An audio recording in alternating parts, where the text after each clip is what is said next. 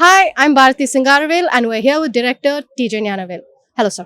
So you're a journalist turned filmmaker.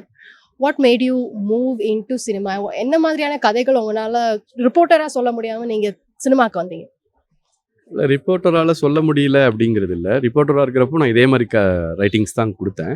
எனக்கு வந்து ஒரு அது இப்போ ஒரு 2006 2008 ஒரு டிஜிட்டல் ரெவல்யூஷனை நோக்கி நம்ம போகிறோன்னு புரிஞ்சுது. அண்ட் பிரிண்ட்லேருந்து விஷுவல் ரொம்ப பவர்ஃபுல்லாக மாறும்னு தோணுச்சு. So I sense that.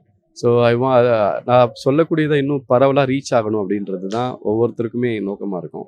So visual மீடியம்னு சொல்கிறப்ப அது ரொம்ப நல்லா இருக்கும் அப்படின்னு ரொம்ப பெருசாக ரீச் ஆகும்னு தோணுச்சு. ஸோ ஐ ரெடி டு சுவிட்ச் over and I learn and then after that சுவிட்ச் ஓவர் தட் மூவி. இப்போ இருக்கிற ஃபில்ம் மேக்கர்ஸுக்கு ஒரு சோஷியல் ஜஸ்டிஸ் அவேர்னஸ் இருக்குன்னு நம்புறீங்களா? அதுக்கான அவங்க இருக்க வேண்டிய தேவை என்ன? சோஷியல் ரெஸ்பான்சிபிலிட்டிஸ் ஏன் தேவைன்னா, நம்ம ஒரு சிட்டிசன்னா இட் மஸ்ட்னு நினைக்கிறேன் நான். ஸோ இப்போ நம்ம ஒரு பைக் ஓட்டிகிட்டு போகிறாங்க, அவங்க சரியாக லைசன்ஸோட ப்ராப்பராக வண்டி ஓட்டலைன்னா it affect others. So movie அந்த மாதிரி தான். நீங்கள் வந்து ப்ராப்பராக வண்டி ஓட்டிகிட்டு போகலாம், நீங்கள் யார் மேலே மோதுவீங்கன்னே தெரியாது. ஸோ அதை இப்போ நீங்கள் வந்து முன்னால் வந்து பார்த்தீங்கன்னா வந்து நம்ம உருவ கேலி பண்ணுவாங்க. கருப்பாக இருக்கிறவங்கள, குண்டாக இருக்கிறவங்கள ஒன்று பண்ணுவாங்க. அதை நம்ம பார்த்து சிரிச்சிட்டு இருந்தோம். பட் அதில் நிறைய பேர் அஃபெக்ட் ஆவாங்க, நமக்கு தெரியாது. It's commercially it's good. நிறைய பேர் கைத்தட்டி சிரிப்பாங்க. ஆனால் இப்போ அது சென்சிடைஸ் ஆகி அப்படி பண்ணால் அது தப்பு, ரொம்ப கேவலமானது அப்படின்னு ஒரு இது வந்த பிறகு இன்றைக்கி வந்து ஃபிலிம் மேக்கர்ஸ் அதை செய்கிறதுக்கு ரெடியாக இல்லை. இப்போ அப்படி வச்சாங்கன்னா அது கிரிட்டிசைஸுக்குள்ளே போயிடும் உங்களுக்கு. ஸோ அந்த விமர்சனத்தை எதிர்கொள்கிறதுக்கு பதிலாக அது இல்லாமல் இதுதான் வந்து தேவையான மாற்றம்.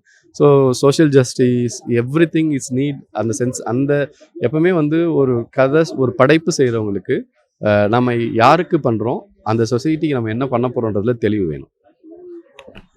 இப்போ நீங்க வேட்டையன் பண்ணீங்க, ஜேபின் பண்ணீங்க. அந்த ஒரு பெரிய ஸ்டார் வந்து காஸ்ட் கிளாஸ் மார்ஜினலைசேஷன் பத்தி பேசுறனால அந்த மாதிரியான ஒரு இம்பாக்ட் என்னவா இருக்கும்? இல்லை, இப்போ ரஜினி சார் இருக்காருன்னா அவரை மாதிரி ஹேர் ஸ்டைல் பண்ணிக்கணும், அவரை மாதிரி ட்ரெஸ் பண்ணிக்கணும், இப்படிங்கிறது இங்கே வந்து நிறைய பேர், லட்சக்கணக்கான பேருக்கு இருக்கும். அதே தான் எல்லா பெரிய விஜய், அஜித், சூர்யா, எல்லா பெரிய மாஸ் ஸ்டார்ஸ் அவங்க என்ன பண்ணுறாங்களோ, அவங்க என்ன ட்ரெஸ் என்ன இது போடுறாங்களோ அது இங்கே பயங்கரமாக விற்பனைக்கு வந்துடும்.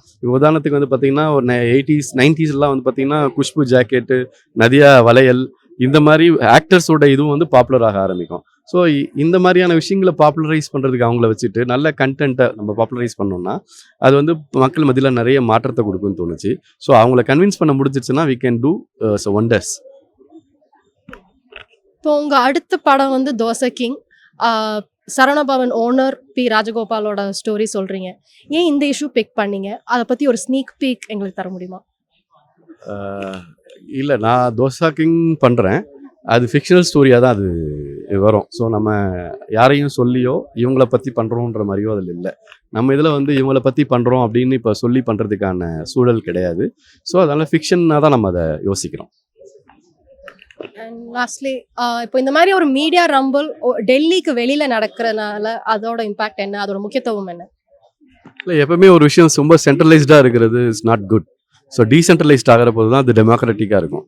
ஸோ எல்லாத்துக்கும் இப்போ நீங்கள் வந்து ஒரு ஹைகோர்ட் இருக்குது, ஏன் மதுரை பிரான்ச் தேவைப்படுதுன்னா சவுத்துலேருந்து எல்லாரும் சென்னைக்கு வரணுன்ற கட்டாயம் கிடையாது. ஸோ அதே மாதிரி சுப்ரீம் கோர்ட்னா டெல்லி தான் போகணும் இல்லை, ஒரு சவுத்தில் அதுக்கு ஒரு சுப்ரீம் கோர்ட்டுடைய பிரான்ச் நமக்கு வேணும். ஸோ அப்போ தான் பீப்புள் ஆக்சசபிளாக இருக்கும் அது. ஸோ டெல்லியில் நடக்கணும், டெல்லியில் நடக்கிற மாதிரி சென்னையில் நடக்கணும், பெங்களூரில் நடக்கணும், ஹைதராபாத்தில் நடக்கணும், ஸோ கொச்சினில் நடக்கணும். எல்லா இடங்கள்லையும் நடக்கிறப்ப தான் வந்து அது வந்து ஒரு டெமோக்ராட்டிக் ஸ்பேஸாக இருக்கும். நம்ம எல்லாமே வந்து ரொம்ப சென்ட்ரிக்காகவே யோசிக்க வேண்டிய அவசியம் இல்லை. அதிலிருந்து விலகி டீசென்ட்ரலைஸ்ட் பண்ணுறதுக்கு நம்ம தயாராகணும். Thank you. Thank you. That was TJ Nyanavel. Thank you.